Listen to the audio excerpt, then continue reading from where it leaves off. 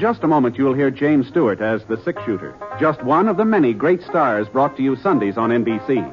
Every Sunday, hear Hume Cronin and Jessica Tandy in The Marriage, Sir Laurence Olivier on Theatre Royal, Lawrence Tibbett with the Golden Voices, Helen Hayes, Frederick March, Rex Harrison, and Lily Palmer on the NBC Star Playhouse. All of them heard only on NBC. James Stewart as the six-shooter.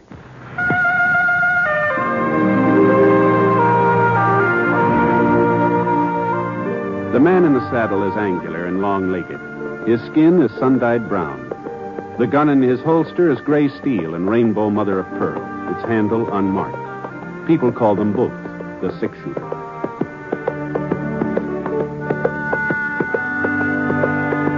Coleman, America's leader in modern automatic home heating equipment, and the National Broadcasting Company present James Stewart as the six-shooter, a transcribed series of dramas based on the life of Britt Ponce, the Texas plainsman who wandered through the Western Territories, leaving behind a trail of still-remembered legends.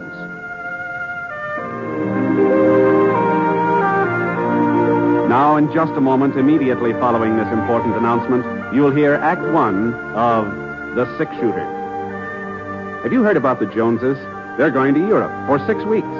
They'll start in England, then visit Holland, Belgium, France, and Italy.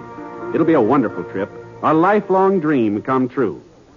And someday, it can be your turn to do just as they did. Put your money where it will earn $4 for every $3 you invest in United States savings bonds. Start planning today. United States savings bonds can take you to Europe, too. Now, Act One of The Six-Shooter, starring James Stewart.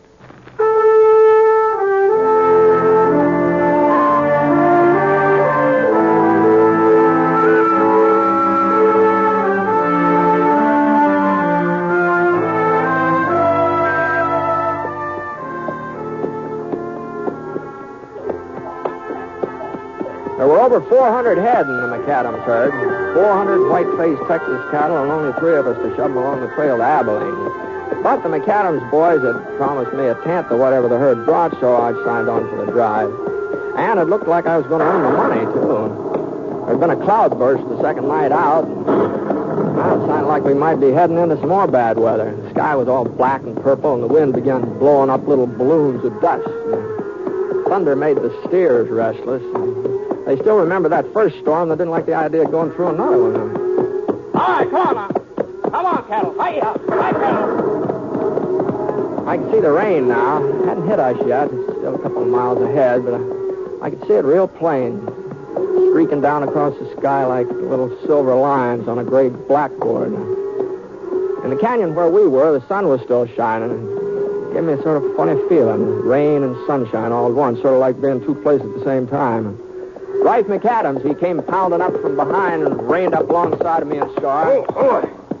What do you think, Britt? Well, if that wind don't change, we'll be getting wet inside of 15 minutes. Don't look like it'll change. No, afraid not. And I guess we might as well keep on going. It'll be easier to handle if we're out of this canyon when the storm hits. Yeah. I'll ride up and tell Norm. Okay. Norm! Hey! Yeah?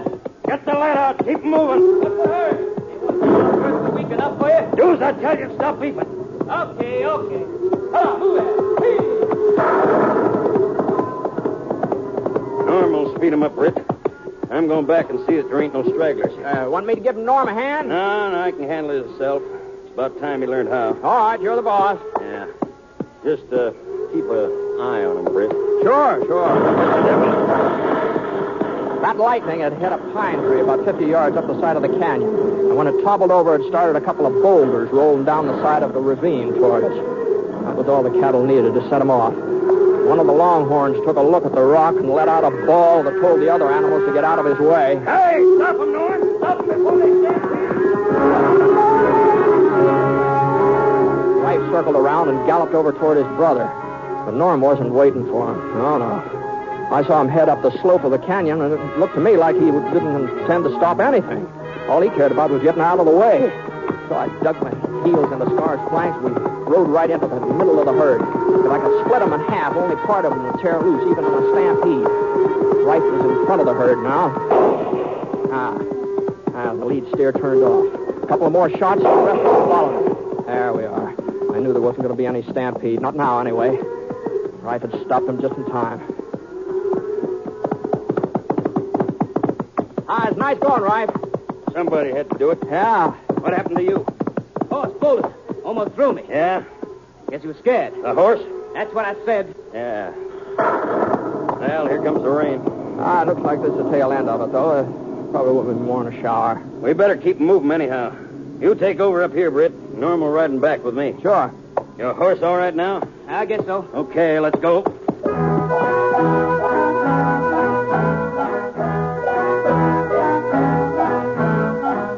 About half an hour later, the rain let up.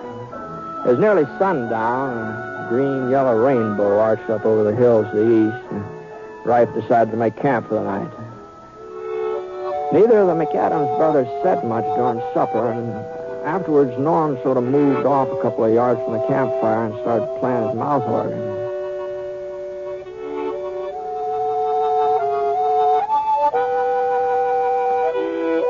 What you staring at, Rife? Huh? You heard me. I don't know what you mean. You've been watching me ever since this afternoon when my horse bolted.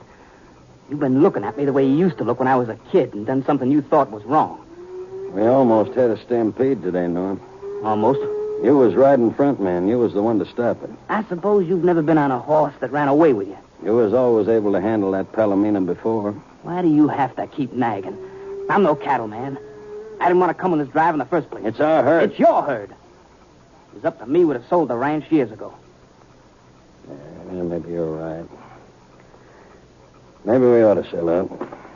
We'll talk about it when we get back home. Hold up a minute. Thought it was my turn to look after the cattle tonight. It's been a pretty hard day. You're probably tired. I'll wait till... I'm no more tired than you are. Okay, Norm. I'll be over on that hill over yonder. Well, you're not serious, Rife, about selling out, are you? There's something in what Norm says. He's no cattleman. Well, maybe not, but you are. I can always get work somewhere.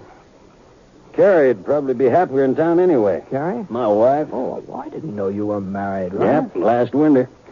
She's staying with her folks in Bradley while we take the cattle north. Is that so? Carrie's a fine girl, Britt, younger than I am, about Norm's age. Young and pretty.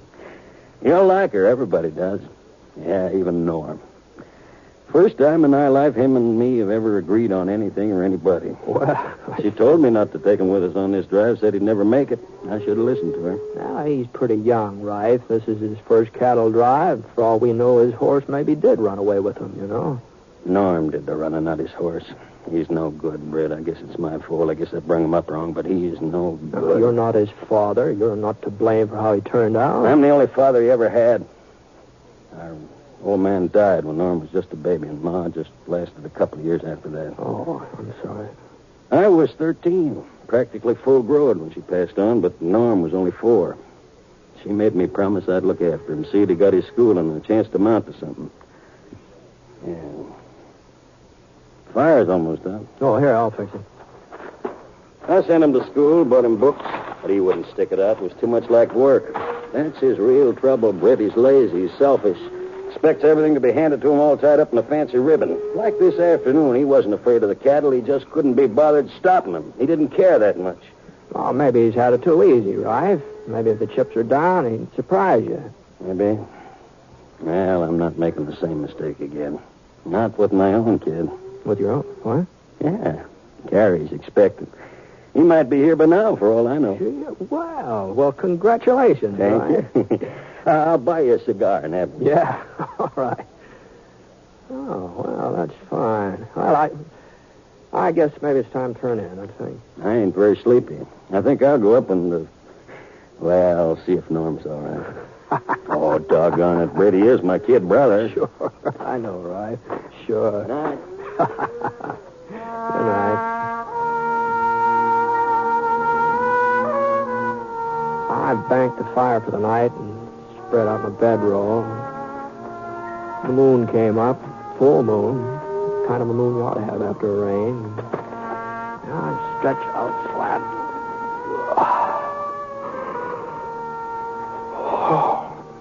Yeah. Except for a couple of rocks right in the small of my back. Well, I felt about as comfortable as a man has a right to feel.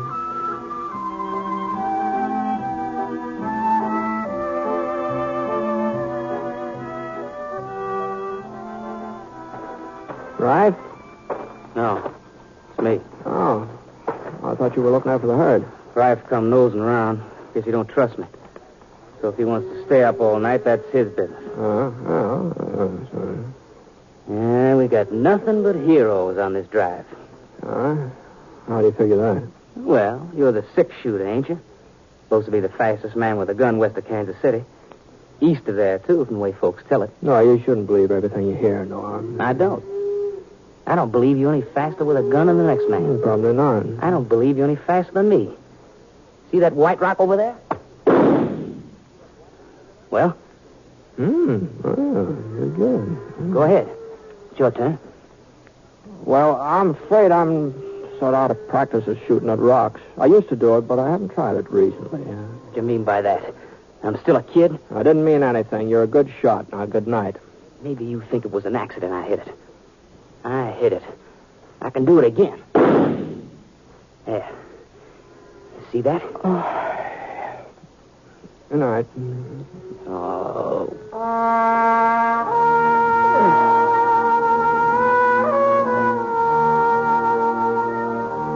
The ground was kind of damp and cold all night, but it didn't keep me from sleeping. And when I finally woke up, the sun was just starting to shove the sky away from over my head. A couple of seconds, I couldn't quite decide whether to open my eyes or not, but the smell of coffee made me make up my mind. Oh! Morning. Morning. Want some Java? Yeah, thanks. Where's Norm? Taking a bath? Taking a bath? Yeah. Found a water hole the other side of the hill. Oh. He'll be back any minute. Trust Norm to keep himself duded up. Wouldn't surprise me if he showed up wearing a clean shirt. Yeah. Well, you can't blame a fella for... Yeah, what's this? Oh, that looks like a letter. Oh, here, it's yours. Mine? Well, it says Love, Carrie. Isn't that your wife's name, Carrie? Yeah. Yeah, well, here. Read it to me, Britt. What? Out loud. Read me what it says. Well, I'm not interested in somebody else's mail, Rife. I especially love letters. Is that what it is? Well, you ought to know. It's yours, isn't it? No, Britt, it ain't. Carrie ain't never written me. She knows I can't read. It's Norm that had the schooling. Remember, Britt, I told you last night. Yeah, I remember. Read me what it says. Go on, Britt, read it.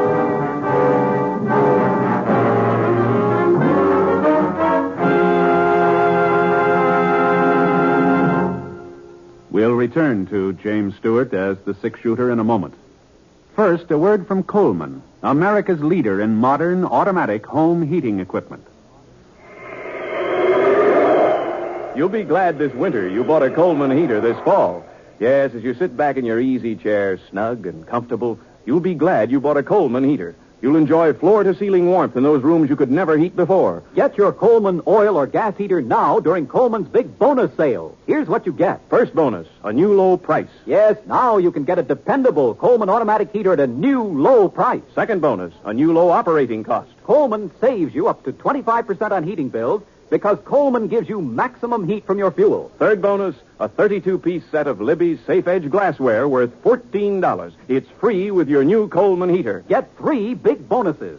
Get your Coleman oil or gas heater now during Coleman's big bonus sale. This sale is for a limited time only. So see your Coleman dealer tomorrow. You'll find his name and address in your telephone directory.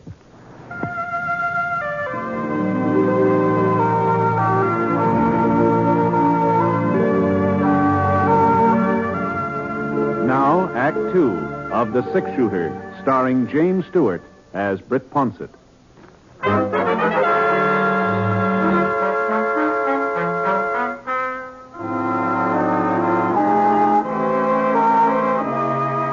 sun was warming the back of my neck as I stood there facing Rife, holding that piece of lavender paper in my hand. I looked down at the letter and then up at Rife again. He was just standing there, waiting, not moving. Not any part of him moving except the vein in his throat that jumped out a little throbs.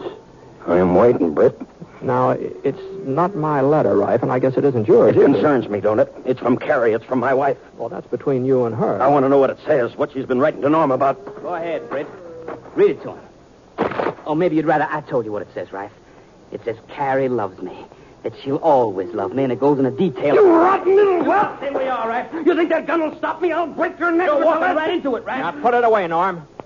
You wanted a sample of my shooting last night. You put that gun away and you'll get it. What am I supposed to do? Take you both on? This isn't my argument. It'll take 3 of us to get that herd to Abilene. I just want to be sure there'll be 3 of us to do it. There ain't going to be 3, Britt. You've taken everything from me. All your life you've taken everything, but you're not taking Gary. All right, that's enough, right? Come on now. I meant what I said about finishing that drive. 2 men may not make it, and I'm going to be sure I'm not going to lose that money you promised me. Now, come on. Now, straighten up here. What's the matter with you? You both able to ride now? Yeah. All right. I'm able. Norm, what about you? Sure. All right, now, come on. Let's get started. I dumped out the coffee and covered up the fire while Norm got the horses. We saddled up and got the herd underway. Norm moved out to the front, and I stayed in the middle. Rife brought up the rear. I figured it'd be just as well if I stayed between them. I looked back a couple of times, and whenever I did, I saw Rife staring at Norm, watching every move he made. But he didn't say a word. All day long, he didn't say a word.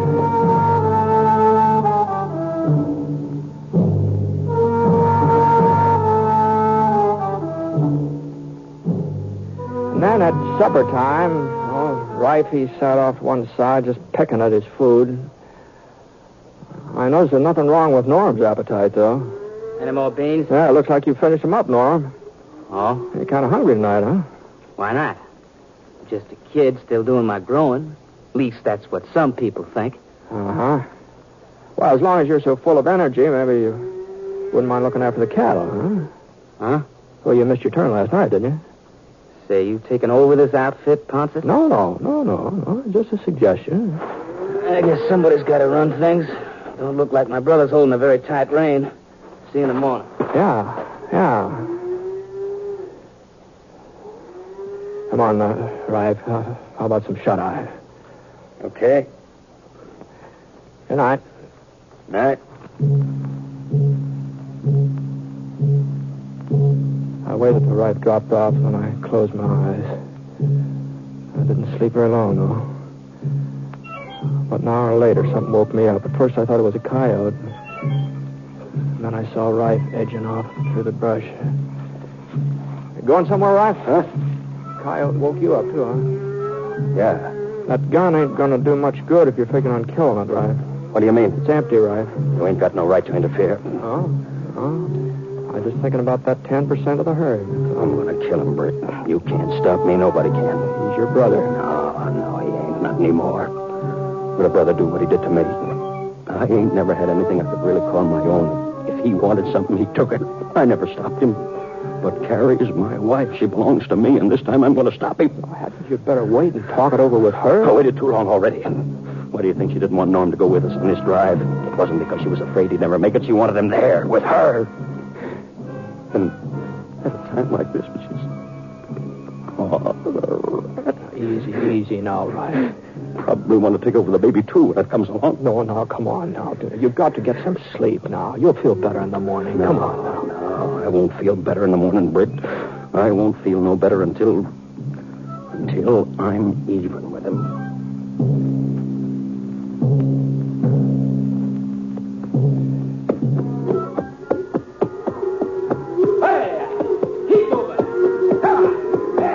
I guess none of the 3 of us got much sleep that night, and by noontime the next day, that saddle of mine was a little harder than usual. I'd been sort of keeping my eye on Rife. He was still riding behind me. But the sun was getting hot, and I was kind of drowsy, so I just sort of jogged along for the next few miles, not paying much attention to anything or anybody. If Scar hadn't given me a jolt, easy, boy, easy now. I wouldn't have looked around, and I wouldn't have seen that we were coming into a gorge. It was very narrow, barely wide enough for the herd, and the rock walls jutted up at a sharp angle, too steep for a horse to climb. By the time I got my bearings, it was too late. This was just the kind of a place Rife was looking for. I couldn't see him now, but I knew he was doing the firing, and I knew why. He was trying to stampede the cattle. And there in the gorge, Norm wouldn't be able to get out of the way. There was no chance of getting back to stop Rife. All I could do was just jam right into the middle of the herd. Come on, boy. Now, come on. Come on. Come on. Scar fought his way past a couple of steers. I tried to keep them under control, but the ones from the rear started pressing forward with earnest, and there just wasn't no holding the rest of them. And we was right in it now, a real stampede. This was Rife's way of killing his brother, and I wasn't so sure I was going to fare any better than Norm. A couple of the cows shoved against us, almost toppled us over. Scar was pretty certain to lose his footing before we could get much further, and I jerked out my gun. I cleared us a little path, but the cattle plugged up before we get through. All of my shooting was just making things worse. There was nothing to do now but just give Scar his head, let him run with it. I hadn't had time to worry about Norm. I didn't know what had happened to him. I didn't even think about him until it... Hey, that wasn't Rife firing. That wasn't Rife firing. That was from up ahead. Well, the herd was half crazy now. They'd been shot at from all directions. They didn't know where to turn now. I rose up in my stirrups and looked forward. Norm was holding his ground at the mouth of the gorge. He could have gotten away, all right, but he was holding his ground. I hadn't lifted myself up. Maybe I would have been able to hang on when the cattle twisted around and started changing direction. As it was, Scar held his ground, flattened out behind a rock. That was the only thing that saved my neck. I rolled under him. The cattle, as they swung around, started heading back to the gorge.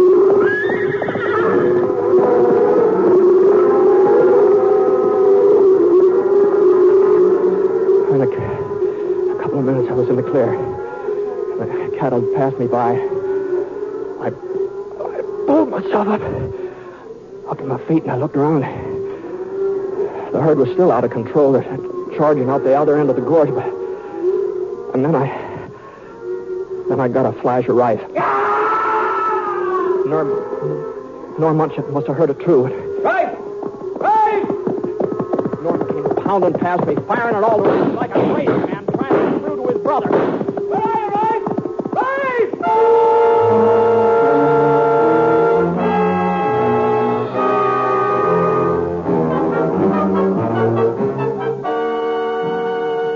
The herd had moved on almost out of sight now before I saw Rife again.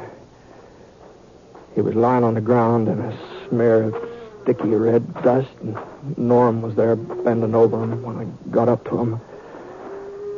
You all right, Rife? I started him, Norm. I figured you'd try to get out of the way, but you didn't run. You stopped him. He stopped him, didn't he, Britt? Yeah. I didn't mean for him to turn on you, Rife. I swear I didn't. I know that. I know that. I saw you trying to get through to me. Why did you want to help me, Norm? I started them so they'd kill you. Why did you want to help me? You're my brother. You're all I've got, all I've ever had. You hear that, Britt? You don't hate me? Rife, listen. About Carrie. About that letter. It's all right, Norm. I don't blame you. I don't blame Carrie. But she loves you, Rife. That letter was written a long time ago, before you and her were married, before she even knew you. A long time ago? Yeah, I've carried it with me ever since. I was in love with her, but she wasn't in love with me, not ever. And when you come along, she realized that she's never had anything to do with me since. I only kept the letter so I could show it to you when you got to riding me the way you did yesterday. You're telling the truth. You know I am, don't you? Yeah, I guess I do. Sure. I guess I've known it all along. When Carrie told me about us having a baby, I was so happy and proud it almost spilled over. I guess a man couldn't feel that way if he wasn't sure of his wife. Take it easy, Rife. Now, don't try talking too much. What's the matter with you, Britt? You think them cattle finished me? No, of course not. You said it'd take all three of us to get to Abilene. That's the way it's going to be. All three of us. Sure. You and Norm and me. Maybe a while before I can get on my legs, but you just give me a couple of hours rest while you're rounding up the herd. couple of hours, and I'll be around to...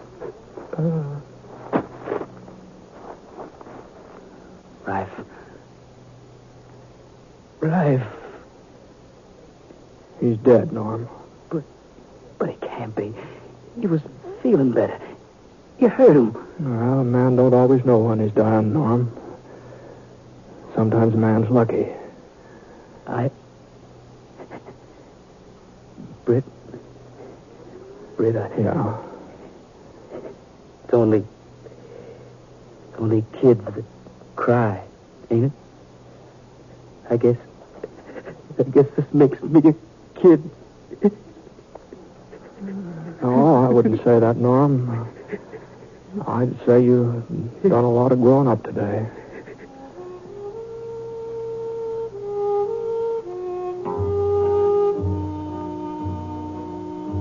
We buried Rife there at the mouth of the gorge and went off to round up the cattle again.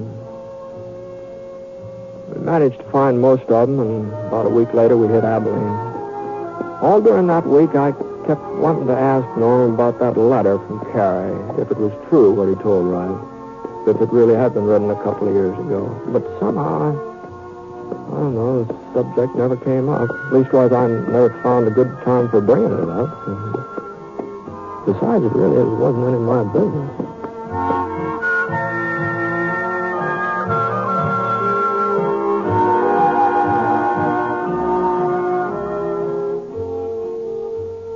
Beginning tomorrow night, Fibber McGee and Molly return to the air in a new series of programs. Yes, beginning tomorrow night, you'll hear those wonderful folks from 79 Wistful Vista, Fibber McGee and Molly, every night, Monday through Friday on NBC. As a matter of fact, this is the week that will see 28 new programs beginning on the NBC radio network. And you'll find that an evening with NBC radio is an evening sure to entertain. So make a date to keep your dial set where you hear the familiar NBC chimes. Your invitation to the best in radio programming.